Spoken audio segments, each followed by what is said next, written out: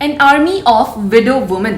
یہ ہالی ووڈ کی کسی فلم کی طرح ساؤنڈ کر رہا ہے نا، لیکن یہ حقیقت ہے 16ویں صدی کی، جب آنچے سلطنت انتشار کا شکار اور پرتگالی اس علاقے کے وسائل سے فائدہ اٹھانے اور علاقے کو کولونائز کرنے کی کوشش میں تھے۔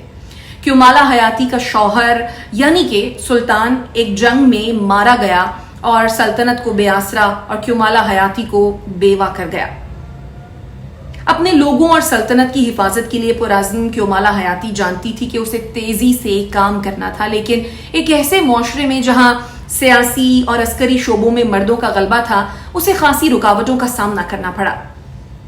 لیکن وہ کیومالا حیاتی تھی، نڈر اور بے خوف، اور اس نے اپنی ذہانت، ہمت اور حکمت عملی سے ایک غیر متوقع فوج تشکیل دی جس کا نام تھا انونگ۔ السلام علیکم، میں ہوں شائستہ یوسف اور آپ دیکھ رہے ہیں میرا یوٹیوب چینل۔ جو لوگ اس چینل پر نئے ہیں وہ پلیز اس چینل کو کر دیجئے سبسکرائب اور اس ویڈیو کو لائک اور شیئر کرنا نہ بھولیں۔ کیومالا حیاتی نے خفیہ طور پر بھروسہ مند خواتین کے ایک چھوٹے سے گروپ کو جمع کرنا شروع کیا۔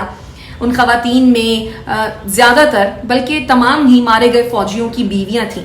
کیومالا حیاتی جانتی تھی کہ یہ اپنے خاندان کی حفاظت کے لیے پرعزم ہے۔ جنگل کی گہرائیوں میں چھپے ہوئے تربیتی کیمپس میں کیومالا حیاتی اور اس کی فوج نے تیر اندازی، تلوار سے لڑائی، ہاتھ سے ہاتھ پاؤں مارنے کی صلاحیتوں کو نکھارا اور ایک زبردست قوت بن گئے۔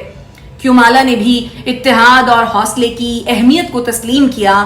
اس نے انونگ ویلی کے کارکنوں کو تلقین کی کہ وہ ایک دوسرے کی بات سنیں، اپنا غم ایک دوسرے سے بانٹیں اور اپنے غم کو طاقت میں تبدیل کریں۔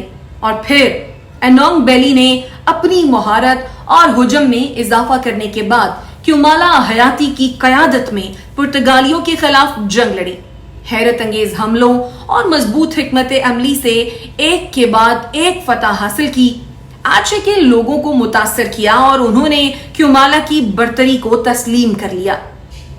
اپنی قیادت سے، اپنے ویژن سے کیومالا حیاتی نے ثابت کیا کہ خواتین اپنی صنفی کرداروں اور دقیانوسی تصورات کو توڑتے ہوئے طاقتور جنگجو ہو سکتی ہیں، رہنما ہو سکتی ہیں۔ انونگ ویلی فوج مزاحمت اور امید کی علامت ہے، اور کیومالا حیاتی کی کہانی ہمیں یاد دلاتی ہے کہ تاریک ترین وقت میں بھی قیادت اور اتحاد فتح کا باعث بن سکتے ہیں، پھر قیادت بھلے ہی ایک عورت اور اتحاد بھلے ہی بیواؤں کا کیوں نہ ہو۔